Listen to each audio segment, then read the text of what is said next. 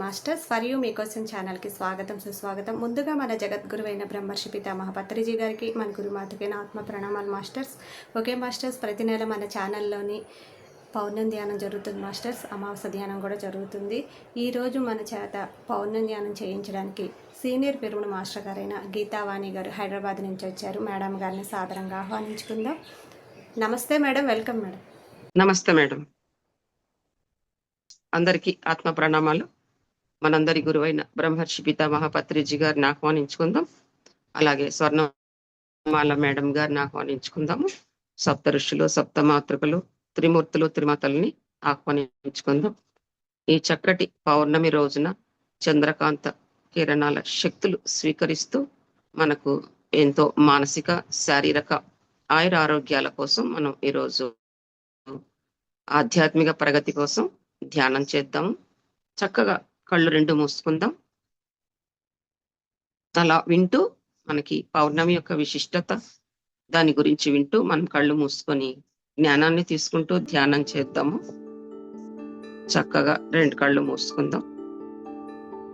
ఈ పౌర్ణమి రోజున మనకి ఎంతో విశిష్టత.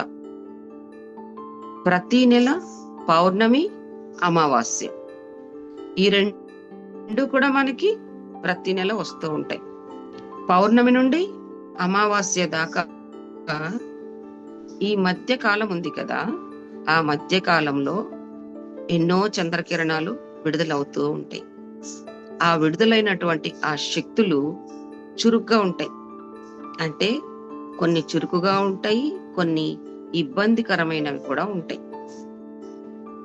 అంటే పౌర్ణమి రోజున వచ్చేటువంటి ఈ కిరణాలు ముందుగా మనకి చంద్రుడి మీద పడతాయి. చంద్రుడి మీద ఎప్పుడు పడతాయి అంటే సూర్యుడు, చంద్రుడు ఒకరికి ఎదురుగా ఒకరు ఒక లైన్ లోకి వస్తారు. ఈ రోజు పౌర్ణమి రోజున ఎదురుగా సూర్యుడు, చంద్రుడు వస్తారు. సూర్యుడు ఎవరు? ఆత్మకారకుడు. అంటే జీవులు సూర్యుని వల్లే జీవిస్తూ ఉన్నాయి. అంటే జీవుల్లో ఉండేటువంటి ఆత్మ యొక్క సమాహార ప్రజ్ఞయే సూర్యుడు. అటువంటి సూర్యుని యొక్క ఆ కిరణాలు, ఆ శక్తి అనేటువంటిది చంద్రుని మీద పడుతుంది. అలా చంద్రుని మీద పడి భూమి మీదికి ప్రసరిస్తా ఉంటుంది. అంటే చంద్రుడు మనసు కారకుడు. ఇందాక చెప్పుకున్నట్లు సూర్యుడు ఆత్మకారకుడు. కాబట్టి ఎలాగైతే సూర్యుని యొక్క వెలుగు చంద్రుని మీద పడుతుందో అలాగా ఆ చంద్రుని యొక్క వెలుగు అనేటువంటిది భూమి మీద ప్రతిఫలిస్తూ ఉంటుంది అని తెలుసుకున్నాం. అంటే ఆత్మ యొక్క వెలుగు మనసు మీద పడుతోంది. మనసు ఎవరు ఇక్కడ? చంద్రుడు. ఆత్మ ఎవరు? సూర్యుడు. అందుకని సూర్యుని వెలుగు చంద్రుని మీద పడుతోంది అంటే అర్థం ఏంటంటే ఆత్మ యొక్క వెలుగు చంద్రుని మీద పడుతోంది అంటే మన మనసు మీద పడుతోంది. మనసు కారకుడు చంద్రుడు కాబట్టి అన్నమాట.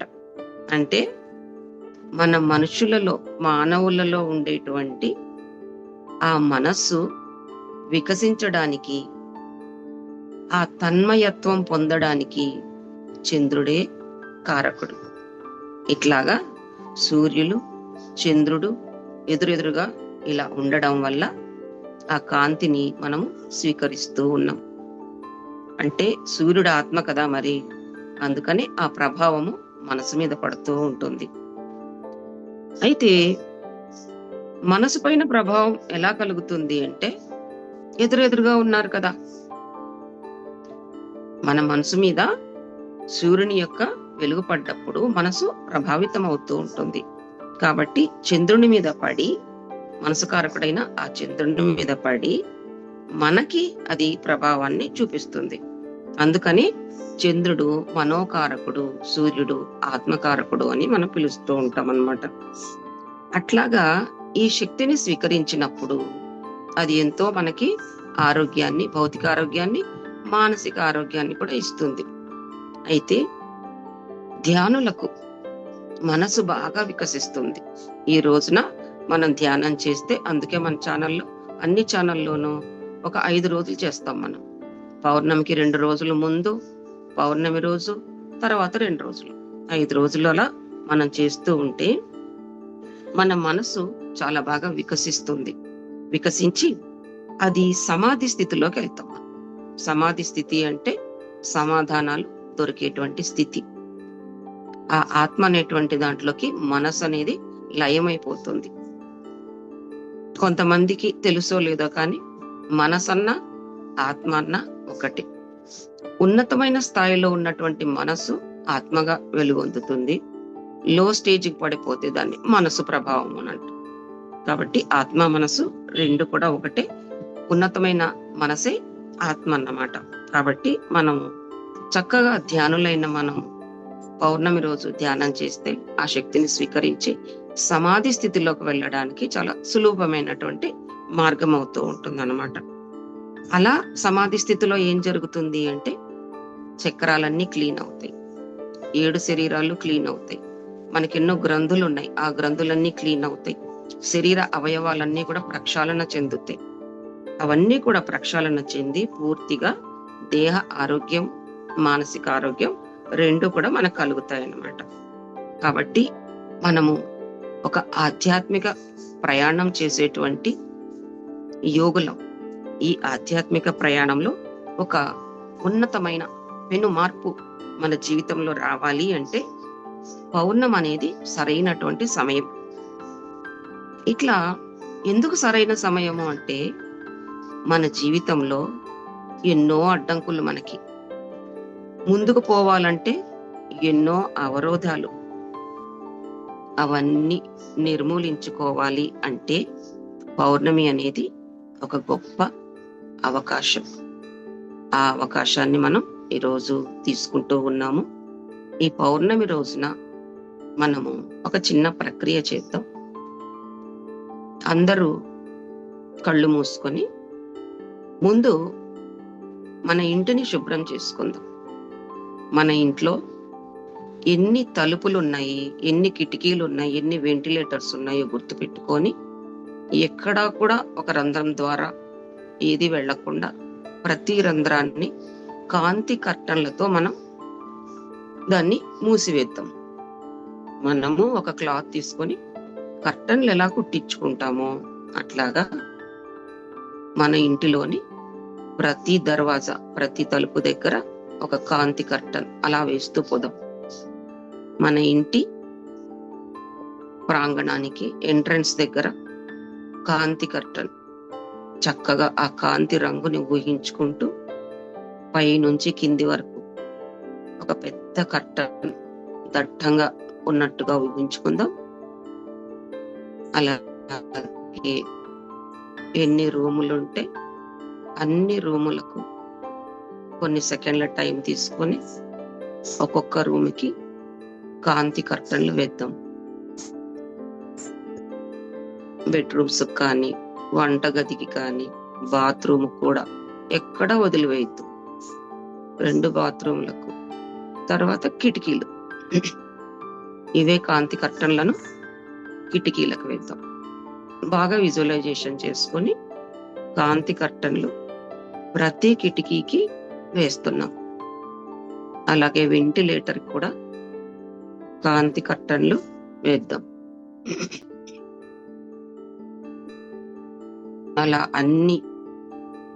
అలా కాంతి కర్టన్లతో నిండి ఉన్నాయి.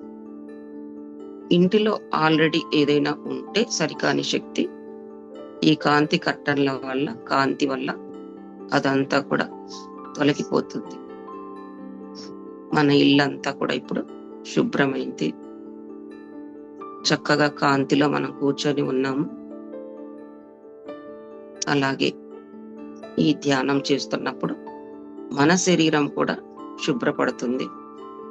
శరీరం లోపలి భాగాలు, అవయవాలు, గ్రంథులు, చక్రాలు, సుషుమ్న నాడి, ఇలా తల నుంచి కింది భాగం వరకు కూడా మనం కాంతిని స్వీకరిస్తూ క్లెన్స్ చేసుకుంటూ ఉన్నాం. ఇది ఎందుకంటే బయట నుంచి ఎటువంటి నెగిటివిటీని రానివ్వదు. అలా వేసినప్పుడు మనకి ఇది ఎన్నో రోజులు పని చేస్తూ ఉంటుంది. అప్పుడప్పుడు ఇలా మనం వేసుకోవాలి. బయట నుంచి వచ్చే వాళ్ళ ద్వారా నెగిటివిటీ వస్తుంది కాబట్టి వాళ్ళ చుట్టూ ముందే మనం ఒక రక్షణ కవచం వేయొచ్చు. బంగారు గోపుర రక్షణ కవచం వేయొచ్చు. అలా అంటే మనకి ఇష్టమైన మాస్టర్స్ అని అనుకొని ఆ మాస్టర్ తయారు చేసిన బంగారు గోపుర రక్షణ కవచాన్ని నా చుట్టూ, మా వాళ్ళ చుట్టూ వేస్తున్నాను. ఇది రాత్రి మరియు పగలు పని చేసేలాగా రక్షణ కవచం ఏర్పడాలి అని అనుకోవాలి. చాలా సులభమైంది ఇది. అలా ప్రొటెక్షన్ వేస్తుంటే మనం ధ్యానం చేస్తున్నాం కదా, ఏమీ రాదు అనేదేం లేదు. సృష్టిలో అన్నీ ఉంటాయి, వ్యతిరేక శక్తులు ఉంటాయి, పాజిటివ్ ఎనర్జీస్ ఉంటాయి, అన్ని రకాల మనుషులు, అన్ని రకాల శక్తులు కూడా ఉంటాయి. కాబట్టి మనకి తెలిసినటువంటి నాలెడ్జ్తో మనం ఈ క్రియలు చేసుకోవచ్చు. అందుకనే పౌర్ణమి అనేది గొప్ప అవకాశంగా మనకు వచ్చిందనుకోవాలి. ఆ రోజు చక్కగా కూర్చొని పౌర్ణమి ఎనర్జీస్ స్వీకరిస్తూ ఉండాలి. అలా ఈరోజు ఉన్నత శక్తులు విడుదలై మనలోకి సమృద్ధిగా ప్రవేశిస్తూ ఉన్నాయి. అలా విజువలైజ్ చేసుకుంటూ చంద్రకాంత శక్తులు మన లోపలికి ప్రవేశిస్తున్నట్టుగా ఊహించుకుందాం. ఈ పౌర్ణమి రోజు ఒక గొప్ప ద్వారం తెరుచుకుంటుంది. ఉన్నత శక్తి కేంద్రాలకు ఒక ద్వారం ఏర్పడుతుంది. అంటే అంత శక్తి మనలో ఇంతవరకు మనం తీసుకోలేదు కాబట్టి ఆ ఉన్నత శక్తి కేంద్రాలకు మనం కనెక్ట్ కాలేకపోతున్నాం. ఈ పౌర్ణమి రోజు అనంతమైనటువంటి ఆ శక్తుల ద్వారా ఇలా ఆ ద్వారం తెరుచుకొని మనం కనెక్ట్ అయ్యి ఆ ఉన్నత శక్తి కేంద్రాల నుంచి ఎంతో శక్తిని స్వీకరిస్తూ ఉంటాం. అలాగే మరొక ద్వారము పరమగురు పీఠానికి, మనకు పరమగురు పీఠానికి ఒక ద్వారం ఏర్పడుతుంది పౌర్ణమి రోజు. అలాగే పవిత్రమైన శంబాలకు మనకి మధ్య ద్వారం తెరుచుకుంటుంది. అప్పుడు దివ్యమైన కాంతి, శక్తి అనేవి మన లోపలికి ఒక ప్రవాహంలాగా ఉరకలు వేస్తూ ప్రవేశిస్తూ ఉంటాయి. వేదాల్లో ఏం చెప్పబడిందంటే, చంద్రుడు గురువు శిష్యులకి మధ్య ఒక ద్వారం లాగా ఉంటాడు అని వేదాల్లో చెప్పబడింది. ఆ ద్వారం ఎప్పుడు తెరుచుకుంటుంది? పౌర్ణమి రోజుల్లో తెరుచుకుంటుంది. అలా మనకి వేదాల్లో చెప్పారు. ఇక పౌర్ణమి రోజు గురించి ఎంత ఇదిగా చెప్పుకుంటున్నాం, ఆ శక్తులు ఎంతో గొప్పవి అనుకుంటున్నాం, వాటిని స్వీకరించాలి అని చెప్పుకుంటూ ఉన్నాం. కానీ ఆ స్వీకరించిన శక్తుల్ని ఎలా ఉపయోగించాలి? శక్తి కదా, దానికి తెలివితేటలు, ఇంటెలిజెన్స్ ఉండదు, ఎంతో కొంత మాత్రమే ఉంటది. ఉపయోగించే వాడికి ఇంటెలిజెన్స్ ఉండాలి, మనకి బుద్ధి ఉండాలి. దాన్ని మనం వినాశనానికి ఉపయోగించుకోకూడదు. ఇతరులు నా ఆస్తి లాక్కున్నారు, మా స్థలాన్ని ఆక్యుపై చేసుకున్నారు, ఇంకేదైనా కారణం, వాళ్ళు అలా చేశారు కాబట్టి, వ్యాపార భాగస్వామి కొన్ని కోట్లు నాకు లాస్ చేశారు, వాళ్ళు ఇలా అయిపోవాలి, అలా అయిపోవాలి, ఇలాంటివి ఏవైనా సరే చేస్తే అవదా అంటే అవుతుంది. కానీ మనము అలా వినాశనానికి ఈ శక్తుల్ని ఉపయోగించకూడదు అని బుద్ధి కలిగి ఉండాలి. ఇంకా గురు శిష్యుల మధ్య కూడా ఒక ద్వారం లాంటిది చంద్రుడి ద్వారా తెరుచుకుంటుంది. గురువు కోపగించాడా, కొన్ని జన్మల్లో అలిగాడా, లేదా మనము చాలా కింది స్థాయికి దిగజారి గురువును మర్చిపోయామా, ఏదైనా జరగనివ్వండి, ధ్యానంలోకి వచ్చి ఇలా పౌర్ణమి రోజు ధ్యానం చేస్తూ ఉంటే ఈ చంద్రుడు మన గురువుని, మనల్ని కలుపుతాడు, ఒక ద్వారంలా ఏర్పడతారు. కాబట్టి ఇంత మంచి రోజున వచ్చి ఈ శక్తులని మనము వినాశనానికి ఉపయోగించుకోకుండా మన ఎదుగుదలకి ఉపయోగించుకోవాలి. అలా ఉపయోగించకుండా ఇతరుల వినాశనానికి ఉపయోగిస్తే మనల్ని అవి ప్రేరేపించి ఆ శక్తులు మనల్ని కిందికి పడదోస్తాయి. పౌర్ణమి రోజు మనస్కారకుడు కదా, ఆ మనసు ఎంతో సున్నితంగా ఉంటుంది. ఆ రోజున ఎమోషనల్ గా ఉంటుంది, ఎక్కువగా స్పందిస్తూ ఉంటుంది. అంటే మీరు నీళ్లు కూడా చూస్తారు, ఆటుపోట్లు వస్తుంటాయి సముద్రానికి. అంటే ఎంత శక్తి కలిగి ఉంది. నీటికి ఆటుపోట్లు వచ్చాయి అంటే మన శరీరం ఎలా ఉంది? 75% నీరు కలిగి ఉంది, మిగిలిన శాతము ఇది ఘన పదార్థం. మరి నీటి మీద చంద్రుని ప్రభావం ఉన్నప్పుడు మన శరీరం మీద ఉండదా? ఇంత నీటి శాతం ఉన్నప్పుడు. అందుకే ఆ రోజు పౌర్ణమి రోజు మన మనసు ఎక్కువ స్పందిస్తూ ఉంటుంది, కాబట్టి ఎమోషనల్ గా ఉంటుంది. అందుకని ఏం చేయాలి? మనం తక్కువ స్థాయి ఆలోచనలు చేయకుండా ఉండాలి. ఎందుకంటే అది మనల్ని ప్రేరేపిస్తుంది, కిందికి పడేస్తుంది. అందుకని మనం అలాంటి ఆలోచనలు రాకుండా జాగ్రత్త పడాలి. ఒకవేళ అలాంటి ఆలోచనలే వచ్చాయి అనుకోండి, ఎప్పటికప్పుడు ఆ ఆలోచనలని తిప్పికొట్టాలి, వాటి నుంచి బయటికి రావాలి. అలా బయటికి రాలేకపోతే ఆ ఆలోచనలని మన లోపలికి స్వీకరిస్తే ఏం జరుగుతుంది? ప్రశ్న లోపల వస్తూ ఉంటుంది మనకి. ఒక్కొక్కసారి మా వల్ల కాదు, అలా బయట పడలేము, అయితే ఏం జరుగుతుందంటారు అని మీరు ప్రశ్న వేసుకుంటున్నారు. ఏం జరుగుతుందంటే, మనము ఇది వరకు ఎంతో ఆల్రెడీ ఉన్నతమైన శక్తిని స్వీకరించాం. ఆ నిల్వల్ని మన లోపల పెట్టుకున్నాం, శక్తివంతంగా ఉన్నాం. ఆ శక్తులని, నిల్వ ఉంచుకున్న వాటిని, ఆ ఉన్నత శక్తుల్ని ఈ యొక్క క్రింది రకమైనటువంటి ఆలోచనలు పీల్చేసుకుంటాయి. శక్తిని, లోపల ఉన్నటువంటి గొప్ప శక్తిని తక్కువ రకపు ఆలోచనల్ని తిప్పి కొట్టకపోతే, బయటికి పంపకపోతే లోపల ఉండి మన ఎనర్జీని ఇవి పీల్చుకుంటాయి. అయితే అప్పుడు ఏమవుతుంది? కోపం, బాధ, ద్వేషం, అసూయ, స్వార్థం పెరిగిపోయి లోయర్ ఎమోషన్ కి లోనవుతుంది. ఇలా సరికాని భావోద్వేగాలు పెరిగిపోతాయి. ఇవే మన ఆరాలో విషనాగులుగా మారుతాయి. ఇదే మనం ఈరోజు పెట్టుకున్న సబ్జెక్ట్ టాపిక్. కాబట్టి ఏంటా విషనాగులు అనే ప్రశ్న మనకు వచ్చే ఉంటుంది. భావోద్వేగాలు, ఇవి సరికాని ఆలోచనలు లోపల ఉన్న శక్తిని పీల్చేసుకొని ఇక గొప్ప శక్తి లేకుండా చేసి మన ఆరా అంతా పాడు చేసి విషనాగులలాగా తయారైపోతూ ఉంటాయి అన్నమాట. అప్పుడేమవుతుంది? ఈ విషనాగులు మనల్ని మార్చేస్తాయి, వినాశకరంగా పనులు చేసే వాళ్ళలాగా మనల్ని మార్చి పడేస్తాయి. కాబట్టే అలాంటి పరిస్థితి రాకుండా ముందు జాగ్రత్తగా పౌర్ణమి కంటే ముందే, అప్పుడు అతలాకుతలం అయ్యే బదులు ముందే మొదలు పెడితే, ఒక 2 రోజులు, పౌర్ణమికి ముందు 2, పౌర్ణమి రోజు తర్వాత 2 రోజులు, ఇలా 5 రోజులు చేస్తే చక్కగా శక్తివంతులు అవుతాం. ఆ శక్తిని స్వీకరిస్తాం, శరీరాల్ని శుద్ధి చేసుకుంటాం, ఈ శక్తితో నింపుకుంటాం.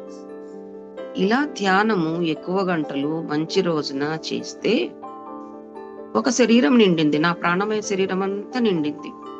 అది తర్వాత శరీరానికి వెళ్ళాలి. తర్వాత శరీరానికి శక్తి అందాలి అంటే ముందు నా ప్రాణమయ శరీరం అంతా పూర్తిగా నిండితేనే పక్క శరీరానికి వెళ్తుంది.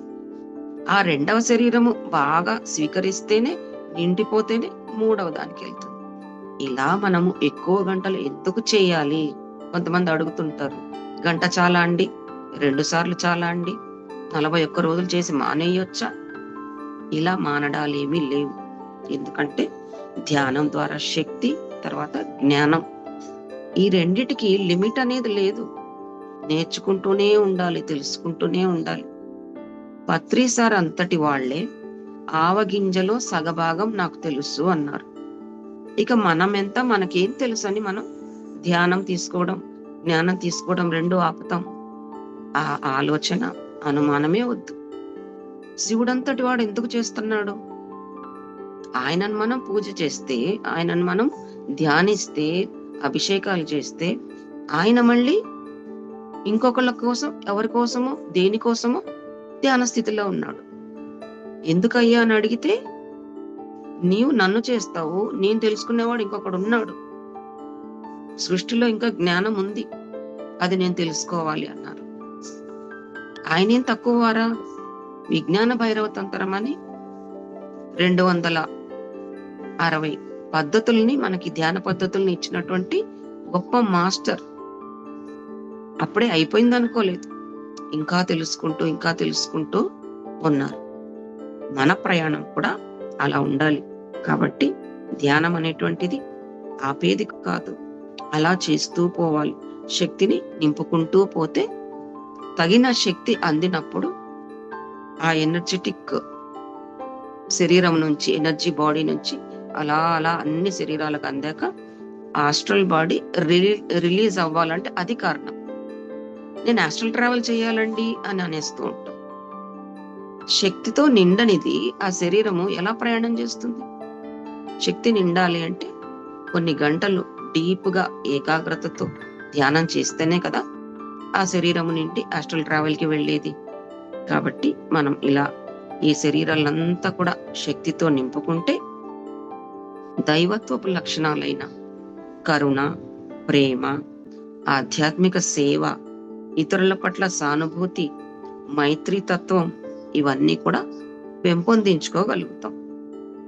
ఇంకా ఏం చేయాలి పౌర్ణమి రోజు మనం అంటే మౌనం పాటించాలి. ఎందుకంటే మాట ద్వారా ఎక్కువ ఎనర్జీ బయటికి వెళ్ళిపోతూ ఉంటుంది. కాస్త తక్కువగా తినాలి, అప్పుడు ఎనర్జీ మన బాడీలో నిలవ ఉంటుంది. ఇంకా ఎలా ఉండాలి పౌర్ణమి రోజు? దేనికి అంటని రీతిలో ఉండాలి. తామరాకు మీద నీటి బొట్టులాగా అంటారు. అంటే అన్ని ఎమోషనల్ చేయడానికి కొన్ని పరిస్థితులు కూడుతూ ఉంటాయి, క్రియేట్ అవుతూ ఉంటాయి, కొంతమంది ట్రిగ్గర్ చేస్తుంటారు. అందుకని గుర్తు పెట్టుకోవాలి, పౌర్ణమి రోజుల్లో మనసు సున్నితంగా ఉంటుంది, తొందరగా ట్రిగ్గర్ అవుతుంది అని గుర్తించి గుర్తు పెట్టుకొని మనం ఎమోషనల్ గా ఫీల్ అవ్వకుండా, మనం వేరే వాళ్ళని చేయకుండా ఉండాలి. అలా ఎనర్జీ తీసుకొని నిల్వ ఉంచుకోగలిగితే అప్పుడు మన ప్రవర్తనలో మార్పు వస్తుంది. ఎలా వచ్చింది అంటే చూసే విధానం మారింది. ఎలా మారుతుంది చూసే విధానం? చూసే విధానం అంటే దృష్టికోణం. దృష్టికోణం ఎప్పుడు మారుతుంది అంటే, ఒక మంచి ఆలోచన చేయాలంటే, ఒక పాజిటివ్ ఎనర్జీ సరైనంత మనకు అందాలి. ఒక గట్టి నిర్ణయం తీసుకోవాలన్నా, ఒక ధైర్యంగా ఒక అడుగు వెయ్యాలన్నా, ఏమి చేయాలన్నా శక్తితోనే సృష్టిలో పని. ఆ శక్తి కావాలంటే, దాన్ని నిల్వ ఉంచుకోవాలంటే ఇన్ని రకాలుగా మనము ప్రవర్తిస్తూ ఉండాలి, మౌనంగా ఉండాలి. అప్పుడు మన దృష్టికోణం మారుతుంది. ఆ దృష్టికోణం మారడం వల్ల మనకేం తెలుస్తుంది అంటే, మన గురించి మనకి తెలుస్తుంది. ఎలాగా? ఆధ్యాత్మికంగా నేను ఎలా ప్రయాణిస్తున్నాను అని చెక్ చేసుకుంటాం. నేనేం మార్చుకోవాలి, నాలో ఏ లోపాలు కలిగి ఉన్నాను, ఇంకా నేనేమేం పాఠాలు నేర్చుకోవాలి, ఏం చేస్తే నేను ఉన్నతంగా ఎదుగుతాను, ఇవన్నీ తెలుసుకొని సరి చేసుకుంటూ ముందుకు వెళ్తూ ఉంటాం. ఇంకా దృష్టికోణం మారడం వల్ల మన కుటుంబంలో, మన మనుషుల మధ్య సంబంధ బాంధవ్యాలు సరి చేసుకోగలుగుతాం. ఎందుకంటే ఆ దృష్టి మారింది. ముందులాగా మనం లేము, లేకపోతే అప్పుడు పోట్లాడేవాళ్ళం. ఇప్పుడు అలా కాదు. ఎందుకు అలా చెప్తున్నారు, ఎందుకు అలా నన్నే ట్రిగ్గర్ చేస్తున్నారు, నేనేం నేర్చుకోవాలి, ఇది ఎందుకు నా జీవితంలో రిపీట్ అవుతోంది? ఒకటి మన జీవితంలో రిపీట్ అవుతోంది అంటే అదేదో మనం నేర్చుకోలేదు. ఏమనుకోవాలి అప్పుడు? నేర్చుకుంటే పోలా? నేర్చుకోకపోతే ఎలా ఎదుగుతాము? ఒక్కొక్కటి ఆత్మ అనుకుంటుందట, నేను నేర్చుకున్నానా లేదా అనేదే చూస్తుంది, కానీ ఏడుస్తూ దుఃఖపడుతూ నేర్చుకుంటున్నానా? ఆనందంగా నేర్చుకుంటున్నానా అనేది ఆత్మకు అవసరం లేదు. నాకెప్పుడు సుఖంగా ఉండాలనేది మనసు. ఆత్మ ఏమనుకుంటుందంటే వాళ్ళకంటే ఇంకా ఎక్కువగా నేను ఎదగాలి. దానికి చాలా తాపత్రయం ఉంటుంది. జ్ఞానం అన్న పిపాస ఎక్కువగా ఉంటుంది. నేను ఎదగాలి అనేటువంటిది ఎక్కువ తపన ఉంటుంది. అందుకని ఒక్కొక్కసారి మన జీవితంలో ఎక్కువ కష్టాలు వస్తాయి. అప్పుడు మనం ఏమనుకోవాలంటే ఇంతకంటే వేరే మార్గం లేదు కాబట్టే ఎదగడానికి ఈ పరిస్థితుల్ని నేను తెచ్చుకున్నాను. ఇంతకంటే గొప్ప మార్గం లేదు. ఇంకా తక్కువ కష్టాలు తెచ్చుకునే పరిస్థితి లేదు. అలా తెచ్చుకుంటే నేను ఎదగను, ఇదే మార్గం అని మనం యాక్సెప్ట్ చేస్తే అప్పుడు మనం ఎదుగుతాం. కాబట్టి ఈ దృష్టికోణాన్ని మార్చుకున్నప్పుడు మనము ఇంట్లో వాళ్ళతో కూడా పోట్లాడకుండా మంచి సంబంధ బాంధవ్యాలు కలిగి ఉంటాం. పనిచేసే ఆఫీసు సిబ్బందితో, పక్కింటి వాళ్ళతో, స్నేహితులతో అన్ని చోట్ల కూడా దృష్టికోణం మారితే సంబంధ బాంధవ్యాలన్నీ కూడా బాగుంటాయి. ఇక ఈ పౌర్ణమి రోజు విడుదలయ్యేటువంటి శక్తులన్నీ కూడా ఉన్నతమైనటువంటి మూల స్థానాల నుండి మాత్రమే విడుదలవ్వవు.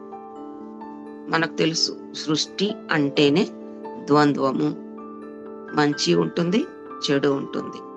అంటే సృష్టిలో 2 మూల కేంద్రాలు ఉన్నాయి, రకరకాల మూల కేంద్రాలు.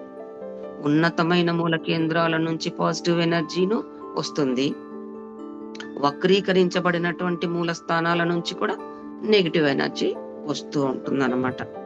అంటే మనము ఎరుకలో లేకపోతే 2 స్వీకరిస్తాం అన్నమాట. వక్రత చెందిన మూల స్థానాల నుంచి వచ్చేటువంటి సరికాని ఎనర్జీని కూడా మనం తెలియకుండా స్వీకరిస్తూ ఉంటాం అన్నమాట. అందుకని ఇలా 2 రకాల ఎనర్జీలు ఉంటాయి సృష్టిలో అనే విషయం మనం తప్పకుండా తెలుసుకోవాలి. కాబట్టి క్షేమకరమైన శక్తులే కాకుండా వినాశకర శక్తుల్ని కూడా నేను స్వీకరిస్తానేమో అనేటువంటి ఎరుక కలిగి ఉండాలి. మరి ఎలా? సృష్టిలో 2 రకాలు ఉన్నాయని చెప్పారు కదండి.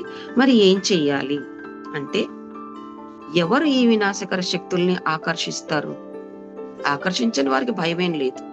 ఎవరు ఆకర్షిస్తారు అంటే, ఎవరైతే భ్రమల్లో ఉంటారో, భ్రాంతుల్లో ఉంటారో, సరికాని ఎమోషన్ కి లోనవుతారో, సరికాని అభిప్రాయాలతో ఉంటారో వాళ్ళలోకి వక్రత చెందిన మూల స్థానాల నుంచి సరికాని శక్తులు లోనికి ఆకర్షింపబడతాయి.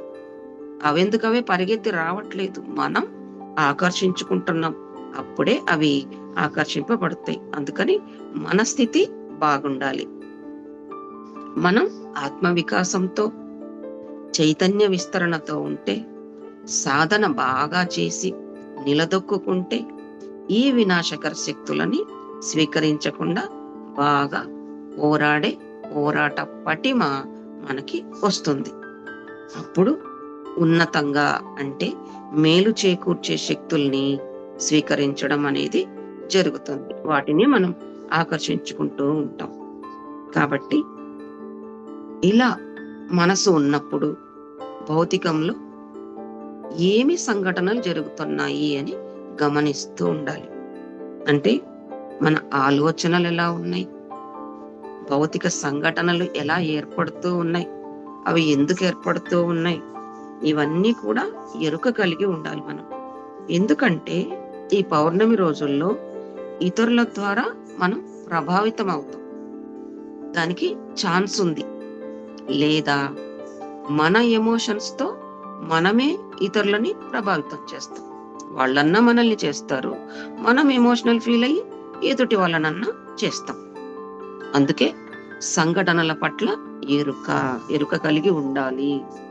దీనికి ఏం చేయాలి?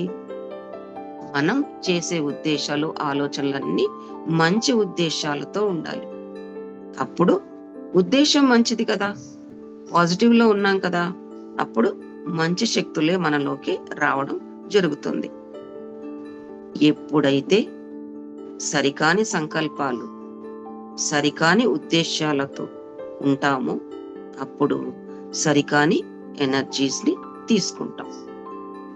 అవేం చేస్తాయి? మనల్ని తప్పుదారి పట్టిస్తాయి, ఆధార్లో నడిపిస్తాయి. అంతే కదా. కాబట్టి స్వార్థం లేకుండా భ్రమలలో భ్రాంతుల్లో ఉండకుండా లోభము, ద్వేషము, భయాలు ఇటువంటి వాటితో ఉండకుండా మనము చక్కగా పాజిటివ్ ఎనర్జీలో ఉంటే ఆ శక్తుల్ని స్వీకరించకుండా ఉంటాం.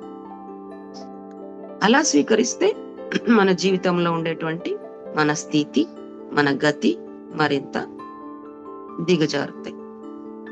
మనకి మతెంతో గతి ఎంత అని తెలుగులో అంటారు అన్నమాట. అంటే మన మనసు ఎలా ఉందో అలాగే ఉంటుంది మరి. కాబట్టి ఆ రోజున తినేటువంటి ఫుడ్ కూడా చక్కటి సాత్వికాహారం తింటే దానికి సంబంధించిన మనసే ఏర్పడుతుంది. యదా అన్న తదా మన్న. మన్నంటే మనసు ఏర్పడుతుంది అన్నమాట. కాబట్టి సరిగ్గా ఉన్నామా సరే, లేకపోతే స్థితిగతులన్నీ కూడా దిగజారిపోతాయి. దాని ద్వారా మనకి సరికాని ప్రకంపనలు మన ద్వారా ప్రకంపిస్తూ ఆ తరంగాలు బయటికి విడుదలవుతూ ఉంటాయి. ఇది ఎందుకు చెప్పుకున్నాం అంటే, ఒక ధ్యాని యొక్క ఆరా గురించి మనం విన్నాం. ఒక ధ్యాని ధ్యానం చేస్తే, వాళ్ళ ఇంట్లోనే కూర్చొని చేస్తే 500 మీటర్లు, అంటే ఒక్కొక్కళ్ళ స్థితి గతులను బట్టి 500 నుంచి ఎన్నో మీటర్ల దూరము మన యొక్క ఆరా శక్తి ప్రకంపనలు ప్రకంపిస్తూ ఉంటాయి. మనము క్లీన్ అవుతాం, మన ఇల్లు క్లీన్ అవుతుంది, మన ఇంట్లో వాళ్ళు కూడా మన ఆరాలో శక్తిని స్వీకరిస్తారు, మన చుట్టుపక్కల కూడా క్లెన్జింగ్ అవుతుంది, అన్ని మీటర్ల వరకు వ్యాపిస్తుంది. ఎలా అయితే మంచి శక్తి ఈ పని చేస్తోందో అలాగే శక్తే మంచి శక్తి ఎలాగైతే ఇవన్నీ క్లీనింగ్ చేసి అందరికీ ప్రసరింపచేస్తోందో, మన ఆరాని బాగు చేస్తోందో, మన ఆరాలో ఉన్న వాళ్ళని బాగుపరుస్తోందో, అలాగే చెడు ఆలోచన ద్వారా మనం స్వీకరించినటువంటి వినాశకరమైనటువంటి శక్తి కూడా అలాగే మన ఆరాలోకి వస్తుంది. అదే విషనాగు ఆ మంచి శక్తి 500 నుంచి 1000 కిలోమీటర్ల దాకా వ్యాపించినట్టు ఇది కూడా వ్యాపిస్తుంది. మరి మన ప్రకంపనలు వేరే వాళ్ళకి సరికాని ప్రకంపన ఇలా అందిద్దామా? Positive energy అందిద్దామా? కాబట్టి మనం ఏం చేయాలి అంటే, మంచి ఉద్దేశాలు, మంచి ఆలోచనలు కలిగి ఉండాలి. ఇంకా మంచి ఆలోచనలు, మంచి సంకల్పాలు అంటే ఏంటంటే, మన చుట్టూ ఉన్న వాళ్ళ గురించి ఏమనుకోవాలి అంటే, మనం నా చుట్టూ ఉన్న వ్యక్తులు, ఇప్పుడు కూడా మీరు చెప్పుకోవచ్చు ఈ అఫర్మేషన్, నా చుట్టూ ఉన్న వ్యక్తులందరూ పూర్ణాత్మ స్థితిలో ఉంటూ పూర్ణాత్మ పొందే అనుభవాలు పొందాలి అని అనుకోవాలి. అలాంటి మంచి మంచి సంకల్పాలు, ఆలోచనలు మనలో ఉండాలి. సంబంధ బాంధవ్యాల పట్ల సాక్షిగా ఉండాలి. ఇతరులకి హాని చేయకూడదు.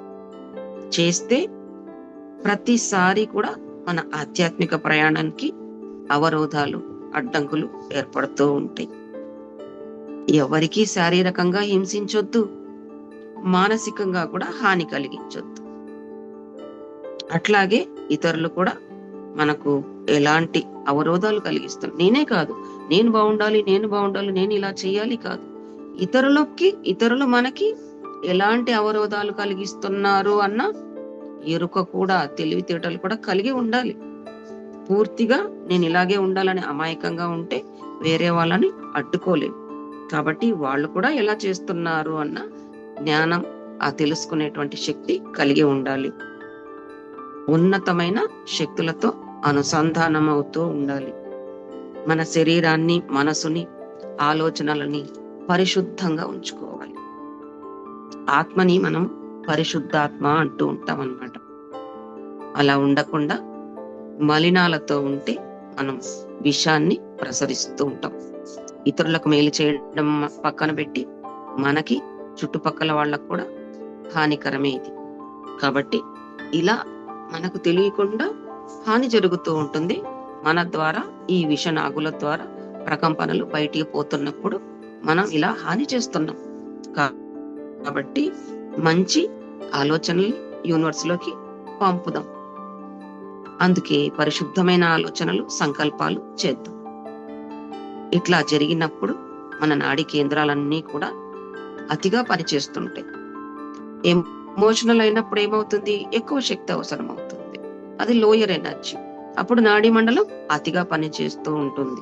కొంతమందిలో ఎక్కువ, కొంతమందిలో తక్కువగా పనిచేస్తూ ఉంటుంది. ఈ నాడీ కేంద్రాలు ఎక్కువ ఎనర్జీ తీసుకుంటూ ఉంటాయి. దీంతో మనకి ఎథరిక్ బాడీలో చక్రాలు, గ్రంథులు బ్యాలెన్స్ లేకుండా కోల్పోతాయి. కాబట్టి ఆ వ్యక్తిలో మానసికంగా, తర్వాత ఇంద్రియాలకు సంబంధించిన విషయాల్లో కొన్ని చెడు ప్రభావాలు ఏర్పడుతూ ఉంటాయి. ఇది చెడు శక్తి రావడం వల్ల కాదు ఏర్పడింది. ఇదంతా మన లోపల మాలిన్యాలు, సరికాని భావాలు, సరికాని పనులు మనం చేయడం వల్ల ఏర్పడ్డది ఇదంతా కూడా. ఏదో శక్తి వచ్చి నన్ను ఇలా చేస్తుందండి అన్న కంప్లైంట్ కాదు. మనలోనే మాలిన్యం ఉంది. ఎలా ఉంది అంటే ఆలోచనలు, భావాలు, పనులు, మాటల ద్వారా కూడా. కాబట్టి దీనితో ప్రాణమయ శరీరం బాగా ఎఫెక్ట్ అవుతూ ఉంటుంది. ఎప్పుడైతే ఇది ఎఫెక్ట్ అవుతూ ఉంటుందో ఆ శక్తుల్ని ఇది స్వీకరిస్తూ ఉంటుంది. కాబట్టి మనం అనుకూలమైన దృక్పథాలతో ఉందాం. ఇందాక చెప్పుకున్నట్లు దృష్టికోణం సరిగా ఉంచుకుందాం. అలా ఉంచుకున్నప్పుడు అన్ని సమస్యలు అద్భుతంగా, ఆశ్చర్యంగా, పూర్తిగా తొలగిపోయి మన జీవితం ఎంతో చక్కగా ఉంటుంది. ఒకవేళ ధ్యానంలో ఎక్కువ శక్తి వచ్చింది, పౌర్ణమి రోజు ఇలాంటి సమస్య చాలా మందికి వస్తూ ఉంటుంది. ఎనర్జీ ఎక్కువైంది, ఏం చెయ్యాలి అని.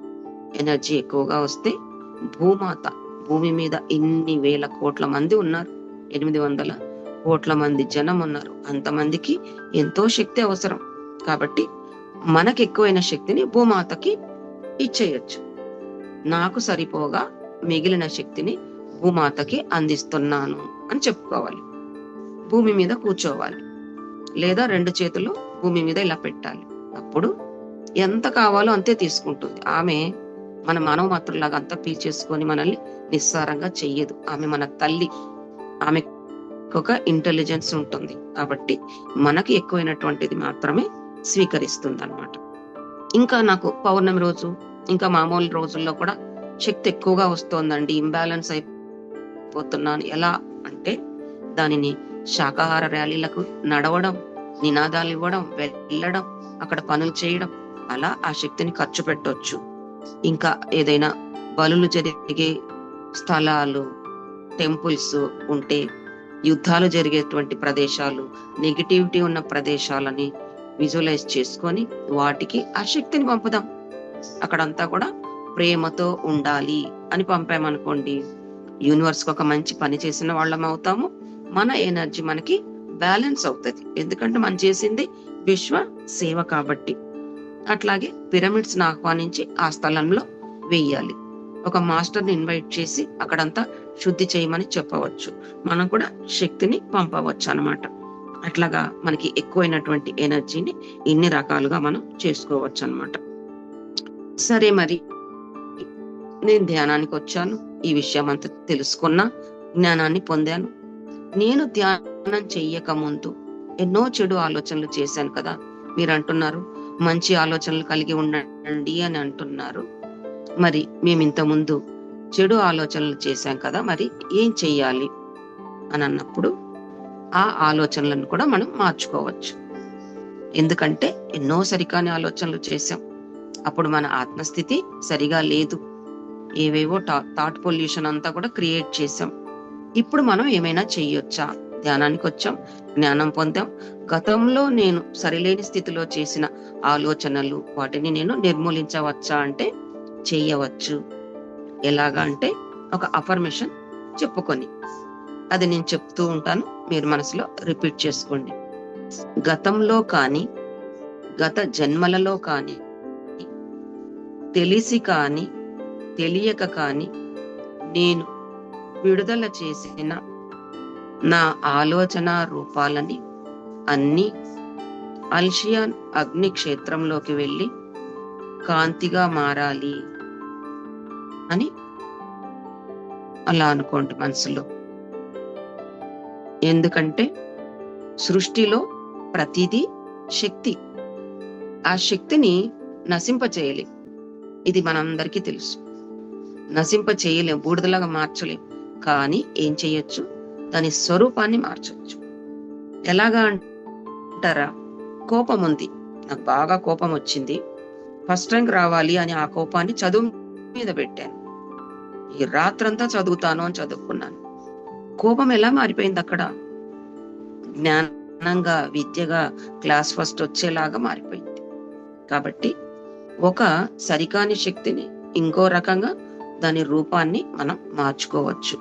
కాబట్టి ఈ సరికాని ఆలోచన తరంగాలని పూర్తిగా నాశనం చేయలేం, కానీ స్వరూపాన్ని మనం మార్చవచ్చు.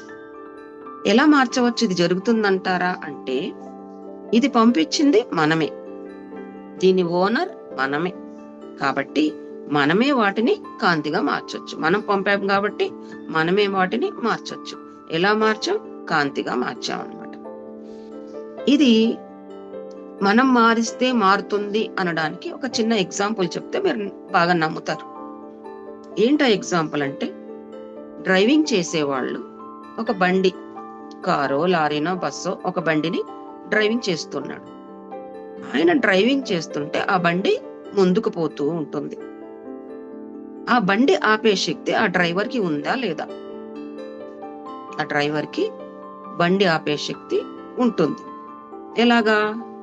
డ్రైవింగ్ ఆపేస్తే బండి ఆగిపోతుంది, డ్రైవింగ్ చేస్తే బండి ముందుకెళ్తుంది. కాబట్టి అలాగా అతను ఆపితే ఆ బండి ఎలాగైతే ఆగిపోయిందో, అలాగే ఈ సరికాని ఆలోచన శక్తి రూపాలను మనం కాంతి రూపంగా మార్చివేశాం. ఇక ఎప్పుడు కూడా సరికాని ఆలోచనలను పంపము. ఒక్కొక్కసారి పంపామనుకోండి, విత్ ఇన్ 6 సెకండ్లలో వెంటనే దాన్ని కాంతిగా మార్చాలి.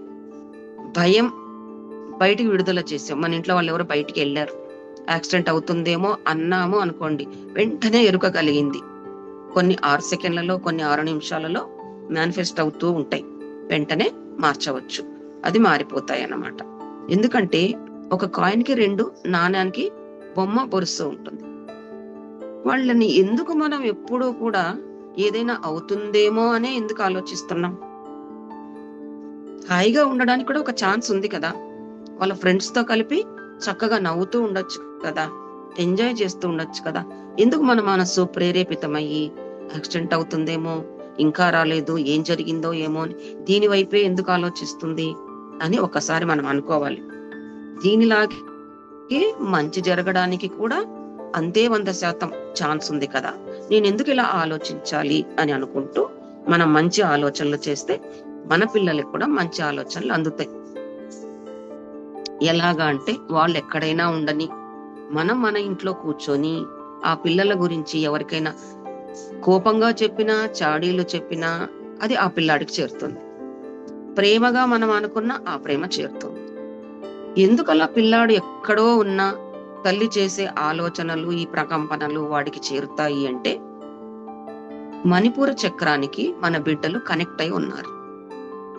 మనం ఆలోచించినప్పుడు ఆ కార్డ్స్ అనేవి మనకి మన బిడ్డలకి ఏర్పడి ఉంటాయి. కాబట్టి టెలిఫోన్ వైర్ ద్వారా మనం మాట్లాడే మాటలు అవతల వాడికి ఎలా వెళ్తాయో, అలాగే మన మణిపూర చక్రము మన బిడ్డ మణిపూర చక్రానికి ఉన్న కార్డ్స్ ద్వారా, ఆ పోగుల ద్వారా మనము చెప్పినటువంటి మాట వాడికి రీచ్ అవుతుంది. అలాగే భార్య భర్త స్వాదిష్టాన చక్రం ద్వారా ఆ కార్డ్స్ మనకి భర్తకి, భార్యకి భర్తకి ఏర్పడి ఉంటుంది. అందుకనే చూడండి, భార్య ఏ పని అయినా ఎప్పుడు ఎలా స్పందిస్తుంది, ఏమి చేస్తుంది, ఆమె ఏంటి అనేది తల్లి తండ్రి కంటే భర్త బాగా చెప్పగలడు. అంటే అలా కనెక్ట్ అయి ఉన్నాం మనం. తల్లి తండ్రి ఒక చిన్న వయసులోనే చూశారు. మెచ్యూరిటీ వచ్చిన తర్వాత మన భర్త మనల్ని చూశాడు, మన భార్య మనల్ని చూసింది. చక్కగా ఆయన ఇది చెయ్యడు, ఆమె ఇది చెయ్యదు, ఆమె ఇలాగే చేస్తుంది అని చెప్పగలుగుతాడు. అంటే స్వాదిష్టాన చక్రంతో మనం కనెక్ట్ అయి ఉన్నాం. కాబట్టి మన పిల్లల పట్ల ఎప్పుడు కూడా మంచే చెప్తాం. ఇలా కార్డ్స్ కూడా మనము చక్కగా ఉంచుకుందాం, దాని ద్వారా మంచే వాళ్ళకి పంపుదాం. లేకపోతే ఎక్కడో దూరంగా ఉన్నా కూడా వాళ్ళ మూడ్ ఆఫ్ అయిపోతుంది. ఎవరో నా గురించి అంటున్నారు అని వాళ్ళు తెలుసుకుంటారు. కాబట్టి అలాంటివి మనం వాళ్ళకి పంపొద్దు అన్నమాట. ఇంకా ఏంటి, ఈ పౌర్ణమి రోజున మనలో ఏవైనా లోపాలు ఉంటే మనం వాటిని కూడా తొలగించుకుందాం. ఫర్ ఎగ్జాంపుల్, ఒక భయం ఉంది. భయములో మనకి ఎన్ని రకాల భయాలు ఉంటాయంటే 260 రకాల భయాలు ఉంటాయట. కాబట్టి ఒక్కొక్క భయాన్ని చెప్పి తొలగించుకోవాలట. మనం ఈరోజు ఒక భయాన్ని తీసుకుందాం. అయితే భయాల్లో ఇన్ని రకాలు ఉంటాయా అని మీకు అనుమానం వస్తుంది, డౌట్ వస్తుంది కదా. తెలుసు, కానీ చెప్తే బాగుంటుందని అనుకుంటూ ఉంటాం. అయితే కొంతమందికి నీళ్ళంటే భయం, కొంతమందికి లోతైన లోయలంటే భయం, కొంతమందికి ఎత్తైన ప్రదేశాలంటే భయం, కొన్ని జంతువులంటే భయము, జిగుప్స, కొంతమందికి రక్తం చూస్తే కళ్ళు తిరిగి పడిపోతుంటారు. ఇలాగా ఒక్కొక్కళ్ళకి ఒక్కొక్క రకమైనటువంటి భయాలు ఉంటాయన్నమాట. అందుకని ఇందులో ఏదైనా ఒక్కటి తీసుకోండి. ఇప్పుడు ఏదైనా ఒక భయం తీసుకొని దీనికి మీకు ఇష్టమైనటువంటి మాస్టర్, దీనికి ఎక్కువగా జ్వాలాకుల్ మహర్షి హెడ్, ఆయన దీని మీద రీసెర్చ్ చేశారు. జ్వాలాకుల్ మహర్షిని పిలిస్తే చాలా త్వరగా మన భయాన్ని తొలగిస్తారు. నా అన్ని భయాలు తొలగించండి జ్వాలాకుల్ మహర్షి అంటే అలా చెయ్యరు ఆయన. నీకు ఎన్ని భయాలు ఉన్నాయో ప్రతిదీ తొంగి చూడరు మాస్టర్స్. ఒక భయం చెప్పి ఆ రోజుకు చేసుకోవాలి, మళ్ళా ఇంకో భయం చెప్పి ఇంకో రోజుకి చేసుకోవాలి. ఇప్పుడు మీరు కళ్ళు మూసుకొని మీలో ఏ భయం ఉంది, మరణం అంటే భయమా, ఒక శవాన్ని చూస్తే మళ్ళీ ఇంట్లో మామూలు మనిషి కాలేరా, ఏదైనా సరే ఒకటి మనసులో అనుకోండి. నాకున్న ఈ భయాన్ని, మీ భయం చెప్పుకోండి, జ్వాలాకుల్ మహర్షిని ఆహ్వానిస్తూ నా భయాన్ని తొలగించమని కోరుతున్నాను. లేదా ఈ మహర్షి పేరు ఎవరు వినకపోతే హనుమంతుని ఆహ్వానించుకోండి, పత్రిజీని కూడా ఆహ్వానించుకోండి. నాలో ఉన్న ఈ భయాన్ని తొలగించండి అని చెప్పుకున్నారు కదా. మరి ఇప్పుడు ఇది తొలగాలి కదా. మన బ్రహ్మరంధ్రము నుండి సహస్రారము ద్వారా ఆ భయము కరిగి పొగ రూపంలో వెళ్తూ ఉన్నట్టుగా ఊహించుకోండి.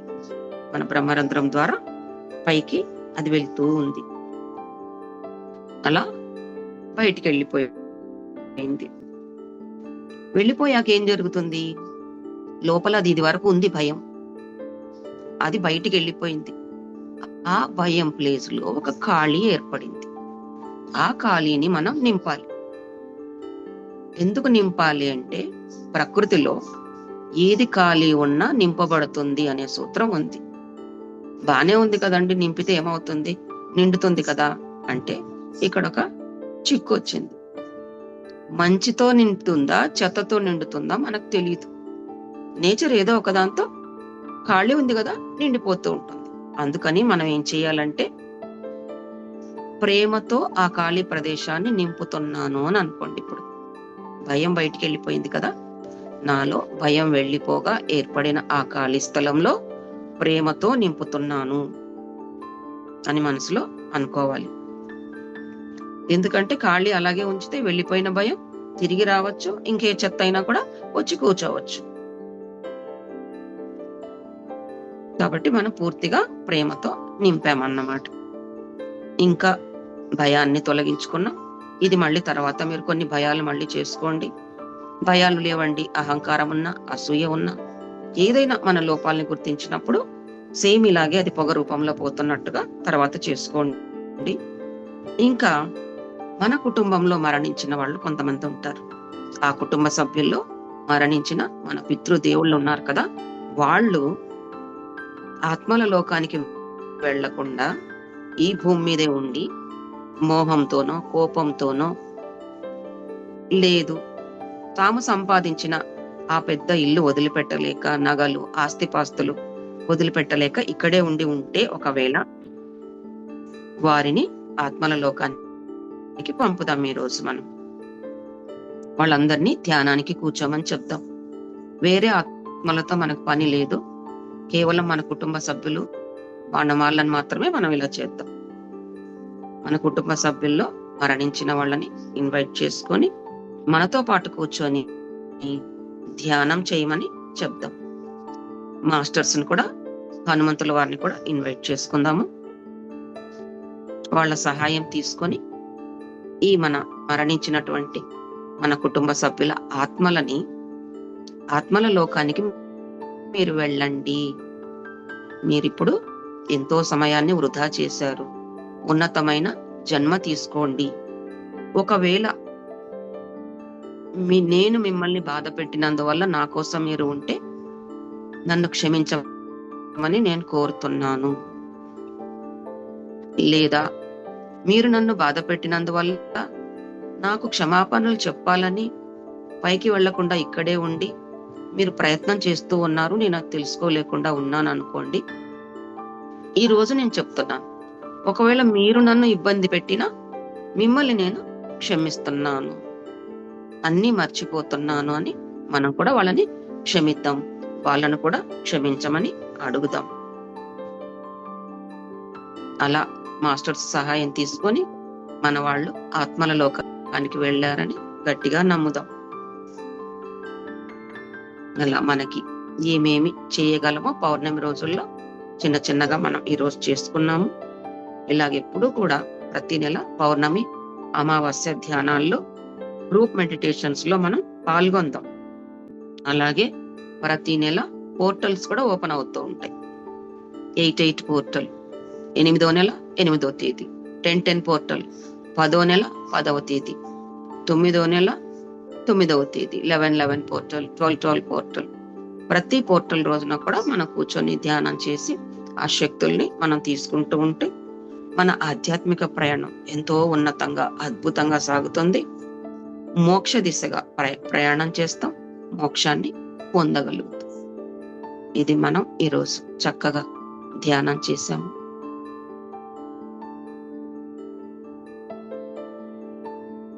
చక్కగా వేళ్ళు కళ్ళ మీద పెట్టుకొని బాహ్యంలోకి వద్దాం. రూమ్ కాన్షియస్ లోకి వస్తూ 5 4 3 2 1 0.